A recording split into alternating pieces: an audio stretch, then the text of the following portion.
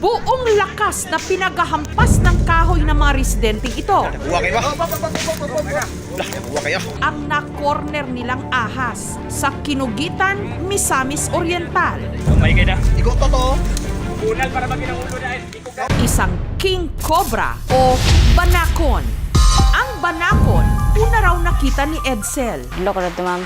Kurog-kurog akong kuan na to unod. Dako kayo nga 12 feet. Ngayon kog tawang ni kagawad kay dako mo kayo di makaya. May kayo na. Ikaw totoo. 3.5 siguro ang bilog ng katawan. Mga 11 kilos sa amo estimate. No, may natuklaw na dito sa amin 5 years ago. Tarawang ikog rin ito.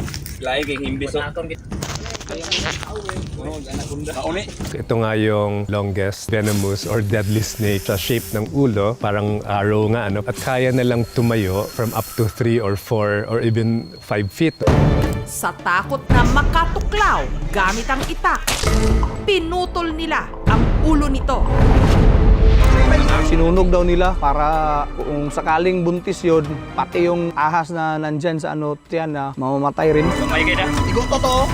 Unal para maging ulo na. Narito sa Pilipinas ang isa sa pinakamakamandag na ahas sa buong mundo, ang king cobra o banakon. Paano kaya kung sa daan ito ang iyong makasalubong? Ngayong mainit ang panahon, ang mga ahas naglalabasan daw sa kanilang mga lungga. Katulad na lang ng nahuli nitong Lunes sa Santa Maria, Davao Occidental. Walay na. Ang ahas na may habang 10 feet, pinagtataga rin nila hanggang namatay. Sa video, makikita ang isang lalaki na para raw siguruhing hindi na makakapambiktima pa ang ahas. Hinawakan niya ito sa ulo. Nariyang ipinasok pa sa bibig ng ahas ang hawak niyang patpat.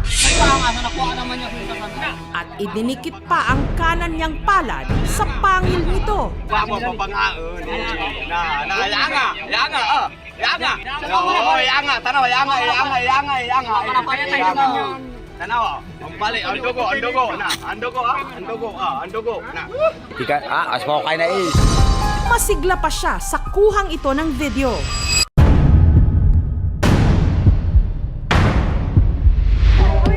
Pero ilang minuto lang ang lumipas, ganito na ang nangyari. Ang lalaki nahilo, nagsuka at nangitim pa ang mga labi. Why ba? Kasi kawan naman yan! Posible bang tumalab pa rin ang kamandag sa kanyang kamay? Kahit ang ahas, lasug-lasug na ang katawan? Wamo papangaon. Yanga. Ang lalaki sa video, si Renante, na pinaglalamayan na ngayon sa liblib na barangay ng San Pedro. Naulilan niya ang kanyang misis at 5 anak. Pag-abot na ako di ase nga, wala dyan siya ginhawa. Sakit pa dyan sa ako ase nga na. Ang ahas, nakita raw ng magsasakang si Alex, malapit sa eskwelahan. Nakita na ako ang bitin, nagdipinsa lang po ko nga daghang mga agid sa krasada, ang mga estudyante. Mo to among gigukod kay nisukol man siya po sa kuha. Kaya sa takot na makapanuklaw ito, agad nila itong pinatay. Tibas ko jud. Pag tibas ko uya, patas kanan ba? Hanggang ang ahas, nakita raw ni Renante. Ya ichaligan ko ano ligumnan. Sabay mo bukan mo yaw. Saban ko kani sa abol kan mo ya. Raman jud ko kanang ako ay jud pero beti kay delikado. Wamo papangaon. Yanga. Kay di ba di mo makaya kay maraman na jud kanakit. 15 minuto matapos niyang ipasok ang kanyang kamay sa bibig ng ahas. Si Renante humingi ng tulong sa barangay. Nangirig jud siya then naulo pod iyang mga laway nga naglisod na jud siya ginhawa. Ana siya nga dili na jud siya kasulti na. Sinubukan daw ng mga taga-barangay na bigyan siya ng paunang lunas. Pero huli na ang lahat. Why ba? Kasi kawan naman yan! Dili na jud namo makaya tabangon. Bati ko to jud pi ko na rabis na ulo jud ba.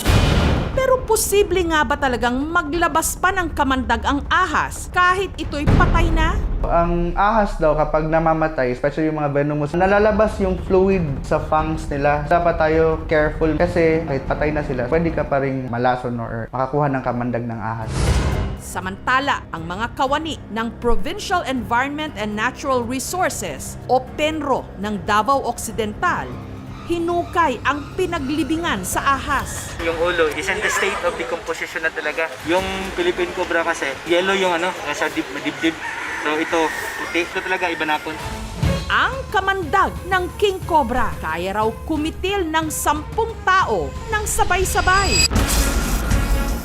Ang problema sa mga liblib nating probinsya, kulang ang supply ng anti-venom. Dito sa Davao region, pag may nakagat na ahas, ang mabibigay natin dyan usually yung mga anti-inflammatory. For immediate transport talaga dapat yan sa ating referral hospital. Sa Philippines, mayroon tayong specific anti-venom for Nanja philippinensis, yun yung Philippine Cobra natin, at saka yung Samar Cobra. Yun lang yung available na anti-venom natin sa Pilipinas. Tapos very limited yung production kasi kinukuha yan sa kabayo ini-inject sa kabayo, then doon tayo nag-harvest ng available na anti-venom. Kumonti rin yung kabayo, kaya konti yung supply natin.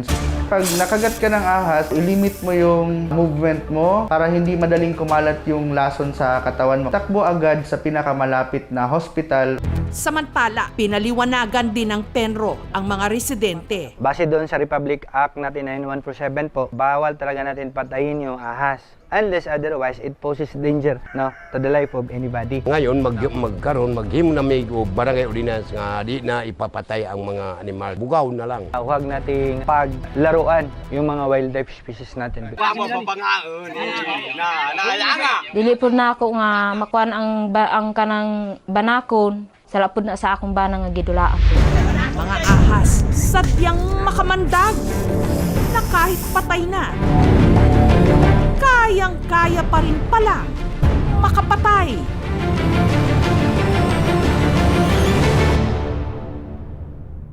Thank you so much mga kapuso. Kung nagustuhan niyo po ang videong ito, subscribe na sa GMA Public Affairs YouTube channel.